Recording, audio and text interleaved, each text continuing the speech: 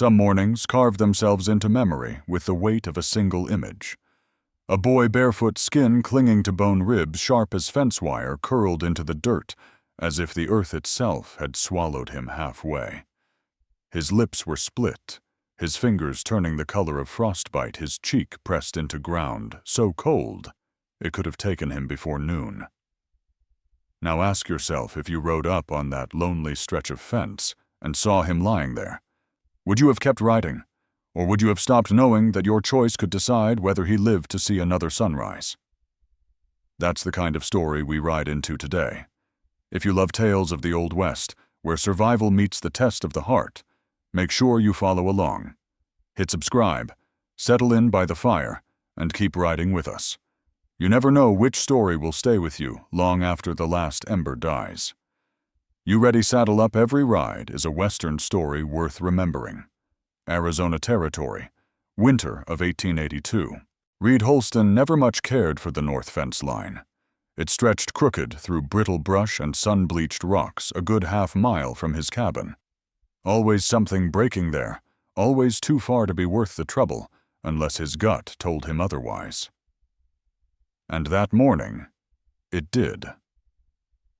He woke before the light fed the mules ground coffee by hand, and tried to tell himself it was just another day, but the feeling wouldn't let him be. A pull in the chest, steady as a drumbeat, pushed him toward that fence. The wind cut like a knife through his canvas coat as he rode northeast. The land was wide open, no hiding places, no mercy. Reed had learned long ago not to watch for what was there, but for what was missing. That's when he saw it, something slumped at the base of a fence post where the wire curled loose. At first glance, it could have been a feed sack or a coyote carcass, the kind buzzards tug across the ground and leave half buried in grit. But it wasn't. He slowed his mule boots, crunching into frozen dirt as he dismounted. One hand rested near the revolver at his hip out of habit, but his gut told him this was no threat. It was worse. A boy Apache, by the look of his dark hair and thin buckskin shirt, no more than 5 or 6 years old. Barefoot.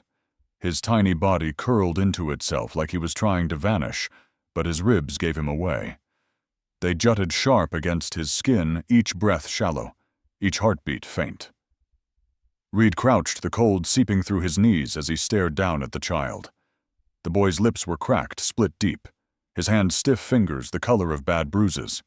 A thin layer of ash clung to his hair, blown from a campfire that had long since died. There were no tracks in the dirt, no smoke on the horizon, no voices. Just one boy alone, abandoned, waiting for winter to finish what hunger had already begun. Reed had not held another soul in his arms since his wife died 6 years earlier. Pneumonia had taken her in a bed that smelled of pine oil and sickness, leaving him with nothing but cattle mules and silence. He had chosen that solitude. But this wasn't a choice. He pulled off the heavy, wool-lined coat that had kept him alive through last winter's freeze. He wrapped it around the boy with careful hands, lifting him slow. The child was nearly weightless, as if life itself had already slipped out of reach. The mule shifted as Reed climbed back into the saddle, the boy cradled against his chest. Each hoofbeat on the frozen ground pounded a truth into him. This wasn't temporary. This wasn't a kindness given at the side of the trail. This was responsibility. His now. Back at the cabin, Reed stoked the stove until cedar logs popped and hissed. He cleared the cot nearest the fire, laid the boy down, still wrapped in the coat, and felt the chill ease from his skin in slow waves. He washed small hands with a warm cloth, saw the cuts and dirt etched into tiny fingernails, the bruises along both arms. He didn't ask questions. The boy couldn't answer. He thinned beans into broth, salted and cooled them, then pressed the cup to cracked lips. The child swallowed barely, but enough. Reed stayed there long into the night, knees aching on the cabin floor, one rough hand resting on the boy's shoulder. Not out of comfort, but to remind himself it was real that someone else was breathing in his home again. Outside, the wind howled across the plains, rattling the timbers of a cabin built on bark and hope. Inside, Reed sat awake, eyes fixed on a chest that rose and fell under borrowed furs. There was no plan, no clear road ahead, but one thing certain, that boy would not die out there alone. Not while Reed Holston had breath left in him. And so the winter changed course that night, not because the snow eased or the wind softened, but because one man refused to look away. Dawn came slow over the Arizona territory, gray and heavy, like a breath frozen in the air. Inside the small cabin, the stove still held its warmth, guarding the Apache boy wrapped in Reed Holston's heavy coat. The child slept sound, his ribs no longer shivering quite so hard. Reed sat in the chair, hollow-eyed from another sleepless night, listening to the soft rhythm of another soul breathing under his roof. For a moment he thought maybe things would settle. But in the West, silence never lasts. A few days later, before the sun had cleared the ridge, his mule jerked against the fence post, snorting sharp into the cold. Reed stepped out onto the porch, squinting into the dim gray light. There on a rise above the cabin stood 3 figures, not riders, not soldiers, just 3 Apache women on footskirts, torn moccasins caked with mud, long braids stirring in the wind. Their breath rose white against the morning chill. Reed froze. The cold didn't bite near as hard as the tension tightening across his chest. Years of living alone had taught him one rule: strangers showing up unannounced, especially Apache, never meant anything simple. He cast one glance back toward the cabin, where the boy still slept, and felt the weight settle heavier. Then he turned to face them. The one in front carried herself with a worn strength, hips-wide chest, lifting beneath a buckskin dress, split and patched in a dozen places. Her face was lined with exhaustion, but her eyes never wavered. She stepped forward, voice low and steady. "You have our son. No anger, no threat, just fact." Reed's hand drifted near his holster but stayed put. 1,000 questions cut through him like arrows. Why had the boy been left behind? Where had these women been all this time? And more than that, were there others hidden in the trees waiting? He studied the 2 behind her. One was younger, hair loose, and dark eyes sharp, scanning the cabin and the tree line, as if danger lurked in every shadow. The other was slight shoulders, sloped lips pressed tight. She clung close, silent as stone. The silence between them stretched. Wind swept down from the ridge, whipping strands of hair across their faces. Reed's jaw tightened. Finally, his voice came deep and flat. "He's inside, still asleep." The older woman nodded once. No begging, no tears. She simply waited. Reed knew the edge he was standing on. He had seen enough blood spilled in his life to understand how suspicion could tip into violence with a breath. Yet there was no hatred in her eyes, only weariness, and the hollow hunger of someone who had walked too many miles with too little hope. At last, Reed shifted one hand, pushing the door wider. "Come in." The women entered like shadows, silent, watchful. The cabin, once so empty, suddenly filled with the heat of strangers. Their bodies stiffened as the warmth of the fire washed over them. The eldest crossed the room quickly and dropped to her knees at the cot. The boy stirred, blinked, and then without a sound, scrambled into her arms. His face buried deep in her chest, her arms closed around him like iron bands. They clung to each other without a single tear. The reunion was too heavy for words. The other 2 stayed near the wall, eyes wide but unmoving. Reed poured water into a tin cup, slid it across the table. Then he pulled what little food he had left from the larder, jerky hard bread, a handful of beans, and placed them by the stove. "Eat." For a long time, no one moved. Then the eldest, still holding the boy close, reached out, took a piece of bread, broke it into 3. One for him, one for each of the women. They ate slowly, careful, like the food might vanish if they rushed. When she looked back up, her gaze fixed steady on Reed. "I am Asha." Reed gave a short nod. "Reed." Another beat of silence passed, thick as the smoke curling from the stove. Then Asha asked, her tone calm, not accusing, but searching, "Why did you help him?" Reed rubbed the back of his neck, eyes dropping to the floorboards. "Didn't feel right leaving him out there." Asha held his gaze a long moment. Then her voice softened. "No, it wouldn't have been. That night the women stayed. Reed offered no speeches, no promises. He simply laid out extra furs by the stove, kept the pot filled with water, and added more wood to the fire. While he sat cleaning his rifle, the three of them huddled close, the boy pressed safe against his mother's chest. Reed looked around the room once more. For years, this cabin had been nothing but silence boards groaning in the wind, a stove breathing a smoke, a man alone. Now it carried footsteps, shadows, breath that wasn't his own. It should have felt like danger. Instead, it felt like something else, something starting. And still one question pulled tight across his mind, like a drawn bowstring. These women, had they brought him hope? Or trouble at first? Reed Holston thought their presence would be brief. A night, maybe two. He was a man used to solitude.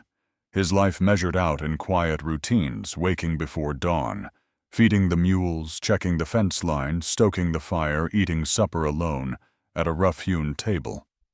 Then sitting by the stove until his eyelids grew heavy. For years his cabin had known only the sound of his saw biting through wood, or the wind rattling through cracks in the walls.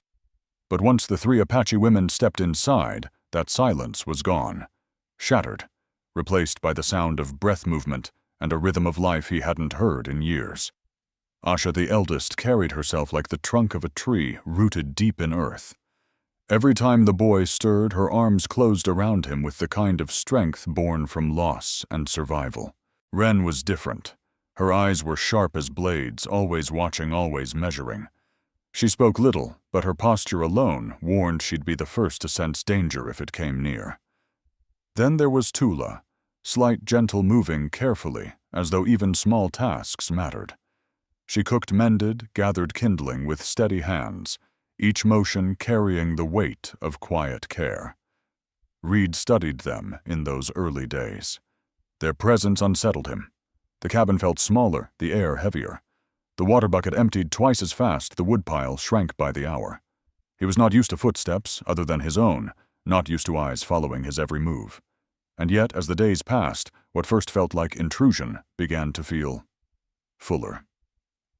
On cold mornings when he stepped outside, he found Tula's small tracks already pressed into the frost near the chicken shed. Smoke from a fire Asha had stirred back to life, curled from the chimney, before the ridge caught its first light. Inside, the boy's soft laughter, rare, but growing, mingled with Wren's low-clipped words in Apache. These sounds, once foreign, began to weave themselves into the cabin, like threads of warmth into rough cloth. Reed still kept his habits. Each night he sat with his rifle cleaning the barrel, listening to cedar crackle in the stove. Yet now, instead of dead silence, there was the quiet hum of Tula stitching by lamplight, the faint rustle of Wren shifting near the window, the even breath of the boy asleep against his mother's chest. The firelight painted their faces worn and tired, but in their eyes flickered a strength he could not ignore. Something changed in Reed. The emptiness that had filled his nights for 6 long years eased, replaced by a softer weight, an unfamiliar warmth. He did not seek it, but it seeped into him nonetheless. One late afternoon, as wind howled outside, Reed returned from the fence to find Asha seated near the stove. Her hands, though strong, trembled faintly as she broke a piece of hard bread, dividing it between the others. When her eyes lifted to his, there were no words, only a steady exchange of understanding. A fragile thread of trust had been tied between them, thin, but real. From that moment, the cabin ceased to be a fortress of solitude. It became a place where breaths were shared, where food was divided, no matter how scarce, where silence was no longer empty, but alive with presence. For years, Reed had believed he chose loneliness to keep from hurting again. Yet as winter pressed deeper, he began to understand something he hadn't dared admit, even in the harshest land, even under the hardest sky. People still found ways to keep each other warm. Winter nights in the West always seemed longer than a man could bear. Inside the small cabin, firelight flickered against rough log walls, throwing the shadows of 4 adults and 1 child. Across the room, shadows that looked as restless as the memories behind their eyes. Reed Holston sat in his old chair, moving the rifle cloth slowly down the barrel. but his gaze kept drifting toward the corner by the stove, where Asha cradled her son. Tula lay curled near the hearth, while Ren stayed near the window, eyes fixed on the darkness outside, as if waiting for trouble to rise from it. No one spoke. Only the wind howled, and the cedar wood snapped in the flames. Reed was not a man of many words, but even he knew silence couldn't hold forever. Asha carried something heavy in her eyes, like a woman who had walked miles with ghosts at her back. He felt it pressing into the room, waiting for release. That night, when the wind dropped for a moment, she let it spill. "We once had a camp." Her voice was low, steady, but each phrase seemed to catch in her chest. "They came at night. We covered the children in brush, ran into the dark. When we returned, there was nothing left. No people, no lodges, no songs, no fire." The cabin stilled. Tula lowered her head shoulders tight, as if reliving what she had seen. Ren didn't turn from the window, but her back stiffened her silence, sharper than steel. Asha looked down at the boy still sleeping in her arms. Her next words were almost a whisper. "We survived, but some say survival itself is a curse, because what remains is only emptiness." Reed set the rifle down on the table. He didn't look at her right away. His hand gripped the chair rail, breath held deep in his chest. In his mind, another image surfaced, his wife lying in their bed, breath weakening, the bitter sting of pine oil filling the air, the cough that rattled until it went silent forever. 6 years he had kept that memory locked tight, refusing to let anyone near it. But now, with Asha's hollow voice in the room, the lock gave way. "My wife died here," Reed said, voice rough as gravel. 6 years back. I thought I'd lost it all too." Asha lifted her gaze. In the glow of the fire, their eyes met his, worn down by years of grief, hers carved by loss that had come in a single brutal night. No explanations were needed. Pain knew pain, and when it recognized itself, it did not turn away. It wasn't a moment of romance, not the kind ballads are written about. It was heavier than the two souls stripped raw, acknowledging what could never be undone. Reed didn't reach to comfort her. Asha didn't weep in his arms. But the cabin, once pressed thin with silence, seemed to breathe differently. Like a small flame had been struck in the middle of a desert night, enough to see by, enough to know you weren't alone. That night, for the first time in years, Reed did not sit guard until dawn. Sleep came to him in the chair, not deep, but not empty either. Before his eyes closed, he saw Asha rest her hand on the boy's back. Her other hand braced against her knee as if holding herself steady. That image sank into him, not as a burden, but as a reminder he was no longer the only survivor in this land. Morning crept pale through the cracks of the cabin wall. Reed stepped outside, drawing a lungful of sharp air. Behind him he heard Ren splitting kindling in crisp strokes, Tula folding blankets with careful hands, and Asha murmuring softly to her son in words Reed didn't understand, but felt in his bones. Sounds that a week earlier would have been foreign to him. Now they rose like proof that life still clung stubbornly to the edge of winter. For the first time in 6 long years, concern no longer felt like something to avoid. It became a thread, thin, but strong, binding him to the people inside his cabin, keeping him from sliding back into the pit of loneliness. And though none of them spoke it aloud, Reed knew the truth. This winter, none of them would have to face the cold alone. Winter kept its grip on the Arizona territory, heavy and unyielding. Yet inside the cabin, the days began to change, not through grand events, but through small gestures, quiet habits, and the kind of tender concern that grows unnoticed until it fills a room. Reed Holston, who had lived for years in silence, found himself moving through each day, in step with another soul, Asha. At first it was only her presence. She carried herself with care, not imposing, but steady, slipping into his routine, as if she had done so 100 times before. In the mornings, while Reed went out to walk the fence line, Asha would tend the stove, sweep the floor, or set water to heat. By the time he returned with his hands raw from the cold, a basin of warm water was already waiting. No one asked, no one thanked. It simply happened, and that was enough. Reed, without realizing, began to do the same.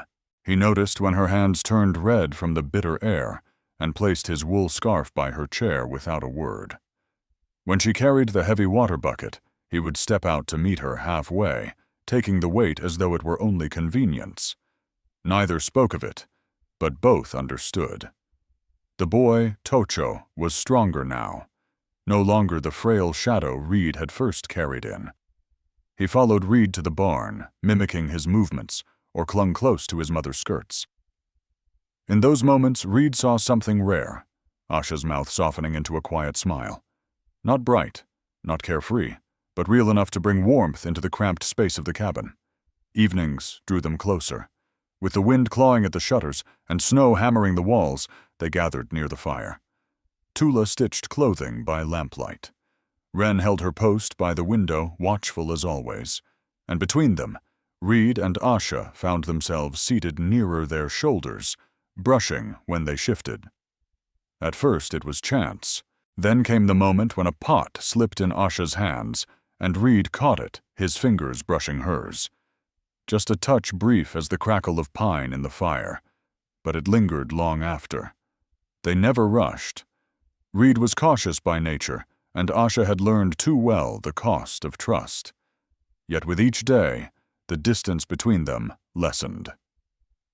Reed found his eyes drawn to her in the smallest moments, the way she tucked her hair behind her ear, the way she leaned close to check on her son, the way her shoulders tightened, then eased once she was sure the night held no threat. One morning, snow blanketed the yard in heavy drifts.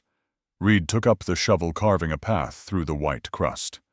Asha stepped outside, wrapped in the coat he had given her. She said nothing, only bent to lift the spare shovel and worked beside him. They labored in silence, yet their rhythm matched as if rehearsed. When the wind bit harder, Reed noticed her hands trembling. Without thinking, he reached for the handle. "I'll do it," he muttered. She looked up, eyes meeting his.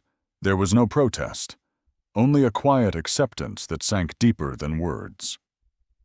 That night, after the others had laid down, Asha remained by the fire. Reed set his rifle aside for once, leaving it untouched. Firelight traced her face, showing every line of weariness, every mark of strength. She turned, her voice hushed, meant only for him. "You didn't ask, but I know. You've lost too." Reed's throat tightened. He gave a small nod. "My wife, 6 years ago." Asha did not look away. Slowly she set her hand on his arm. A gentle touch, light but steady. Reed glanced down at it, then into her eyes. In that endless moment, something long, locked inside him, shifted.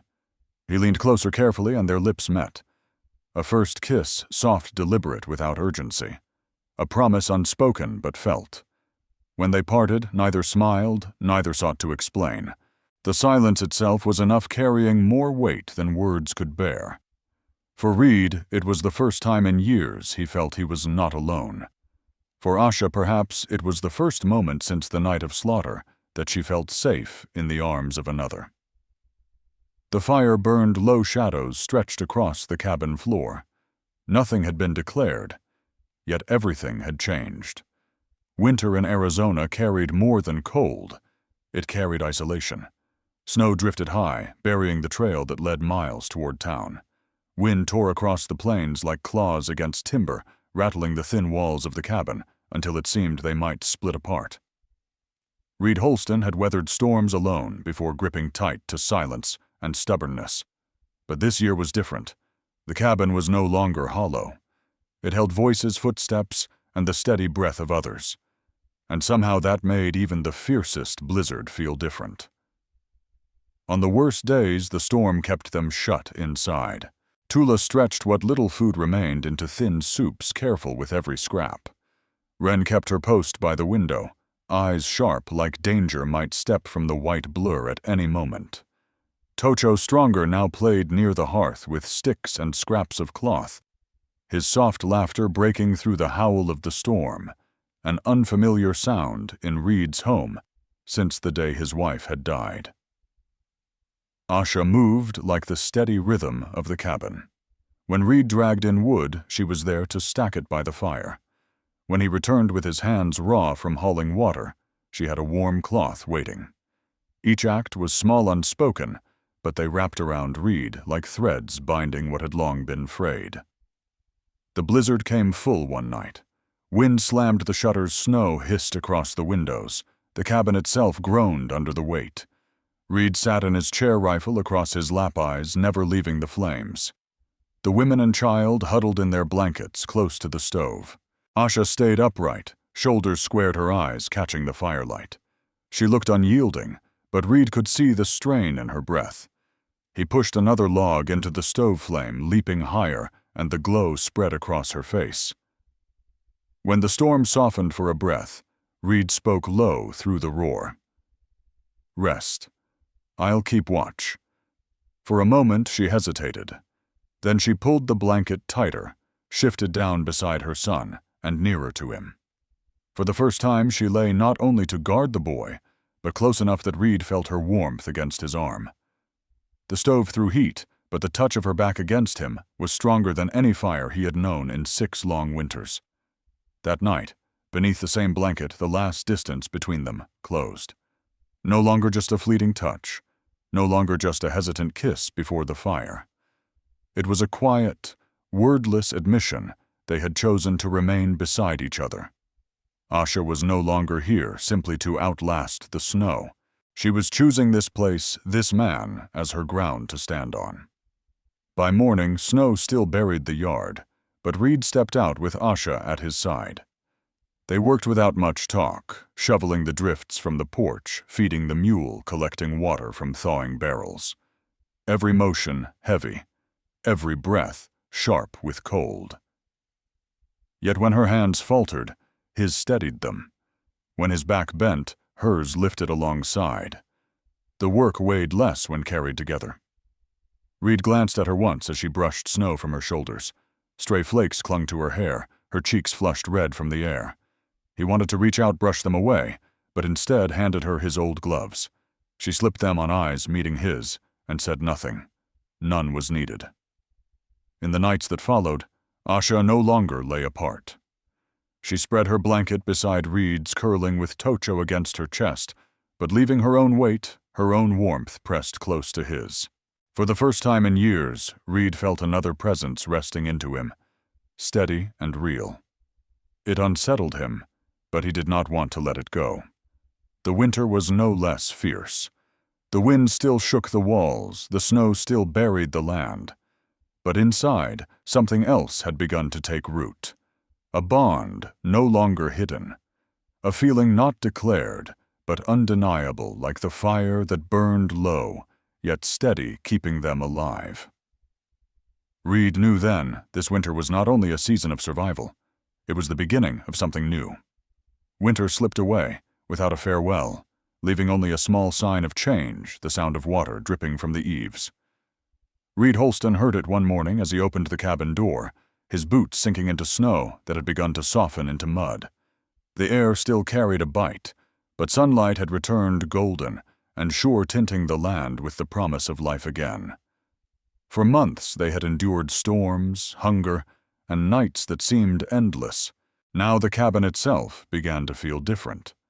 Tocho, the Apache boy who had once been nothing but skin and shadow, now dashed about the yard with sturdy legs and flushed cheeks, his laughter carrying clear in the thawing air. Reed watched him silent as ever, but something stirred in his chest. Then one afternoon, while they were mending the east fence, Tocho looked up, hammer in hand, and asked, "Pa, did I set this right?" The word struck Reed harder than the hammer's blow. He froze the handle tight in his hand. Memories surged his wife, the years of emptiness, but this time they came not as loss, but as something filled. Slowly, his throat rough, he answered, "That's right, son." No other words were needed. Tocho's eyes lit up, and from that day forward, Pa became part of Reed's life as naturally as breathing. Wren, once wound tight as a drawn bow, began to soften as well. She still spoke little, but no longer sat armed at the window through every night. Instead, she took to mending old tack stitching reins and oiling leather with a practiced hand. One morning, when Reed brought her a steaming cup of coffee, she lifted her face and gave him a small smile, the first he had seen from her. Tula, gentle as spring itself, discovered the patch of earth behind the cabin, where snow had pulled back. She knelt in the wet soil, planting the few seeds she carried, her voice rising in quiet song. The tune drifted through the cabin, filling the air with something more than survival. It sounded like belonging, and Asha she needed no vows, no declarations. Each day she worked beside Reed, hauling water, stacking wood, tending the chickens that had somehow survived the winter. Each night she lay down next to him, no longer with hesitation, but with trust. Reed was not a man skilled in words, yet he understood her choice to stay was a promise more binding than rings or prayers. They did not need a preacher or ceremony. Each dawn they woke beside one another, and that was enough. The cabin itself transformed. Once it had been a fortress of solitude, a shell for one man's grief. Now it bore the marks of life boots lined neatly by the door. A piece of fabric Wren hung as a curtain, the smell of Tula's cornbread baked over the fire. Reed often stood still, looking around at the clutter, the warmth, and realizing that this place of ghosts had become a home. One evening, the sun dipped gold across the hills. Reed stood on the porch with Asha at his side. In the yard, Tocho galloped with a stick for a horse. Wren sharpened her knife, but her face was calm. Tula sang softly as she shook out a line of washing. Asha turned toward Reed, eyes shining in the fading light, and without a word, laid her hand in his. Reed closed his fingers around hers, steady and sure. They didn't need to say it. They were a family. Happiness came not in shouts or noise, but in the quiet certainty that life had taken root again. It was like the earth after snow, wet black fertile, promising a season yet to come. Reed Holston, once a man who had chosen solitude to escape loss, now had something to hold on to, something worth living for. And Asha, who had lost a whole camp of kin, had found her home in his arms. Spring had come not just to the land, but into the cabin, into each heart. And they knew from this season forward, none of them would walk alone again. Spring did not arrive with trumpets or thunder. It came quietly, almost shy, with the drip of water from the cabin's eaves and the smell of wet earth breaking through thawing snow. Reed Holston stepped outside one morning, boots sinking into the soft mud where the snow had begun to give way. The air still held a chill, but sunlight lay across the land in long, golden strokes. After the harshest winter he had ever shared, the cabin at the foot of the ridge no longer looked like a fortress of loneliness.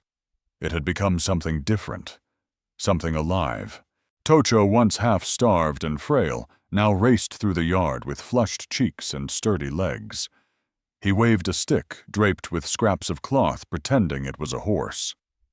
His laughter rose bright and free, spilling through the open door of the cabin.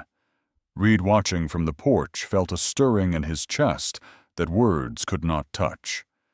Months earlier he had carried a near-dead boy through the snow. Now he heard him laugh and call him Pa. That single word had reshaped Reed's life, tying him to a future he never thought possible. Wren, who once lived taut as a bowstring, found rest at last. She no longer perched by the window, knife in hand, waiting for shadows. Instead, she spent her days mending bridles, repairing worn saddles, setting order to what had long been broken.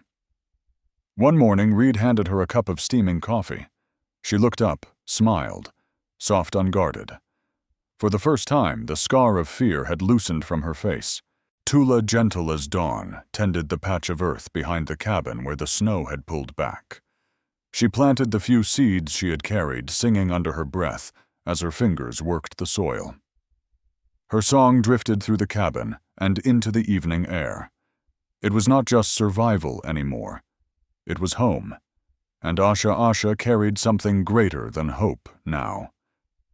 When Reed learned she was with child, the silence between them filled with meaning.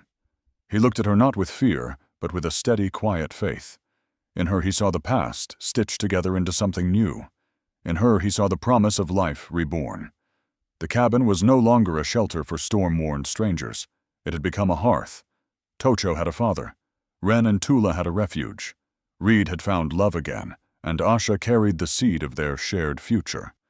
They had chosen to stay not only to survive, but to build. Each day was work. Reed and Wren repaired the east fence. Asha tended the fire, while Tula turned earth in the garden plot.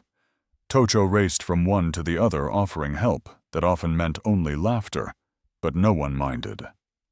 At night, they gathered around the fire, dividing cornbread, sharing stories. The flames didn't just keep out the cold, they lit the truth of what they had become. Reed often found himself standing still, taking in the room, the boots lined neatly by the door, Wren's scrap of cloth hanging as a curtain, Tula's voice humming as she kneaded dough, Asha's hand resting on her growing belly, Tocho's head nodding against his shoulder. Once this cabin had been a tomb of grief. Now, it was filled with life. One evening, as the sun spread gold across the hills, Reed stood with Asha on the porch. Tocho galloped across the yard on his stick horse. Wren sharpened her knife with calm hands. Tula sang softly as she shook out clean clothes. Asha looked at the scene, then at Reed. She said nothing, only slipped her hand into his. He closed his around hers. In that silence, the truth was plain. They were a family. Happiness did not roar or announce itself. It settled like fertile soil beneath melting snow, quiet, steady, promising growth. Reed Holston, once a man who chose solitude to shield himself from loss, had found something worth keeping. Asha, who had lost nearly all, now found a home in his arms. And Tocho, who had nearly died in the snow, had a place to belong. This is not just a Western tale of hardship and survival. It is a story of rebirth. A man who once closed his heart dared to open it again. A woman who had buried her kin found a hearth and a future. A boy who nearly froze now laughs in the yard. Isn't that what we all long for, to know that love can grow again, even in the hardest ground? And now, dear listener, I ask you, what do you see in this ending? Do you see only a cabin on the frontier, or do you see the seed of something greater? Reed and Asha stand at the threshold of a new life. Wren and Tula deserve their share of peace. Tocho deserves to grow not in fear, but in laughter. They could expand the cabin into a small ranch, raise cattle and crops, and carve a future from the land. They could open their door to others who have lost their way, creating not just a family, but a community. These choices lie ahead, and they are choices worth hoping for. So as you close this chapter, let me ask, will you ride with them into this new beginning? Will you lend your heart to their story? Carry it forward and believe as they do that even in the harshest country, a home can be built and love can be reborn. This journey is not ending, it is only beginning. And in the West, every beginning is a story worth remembering.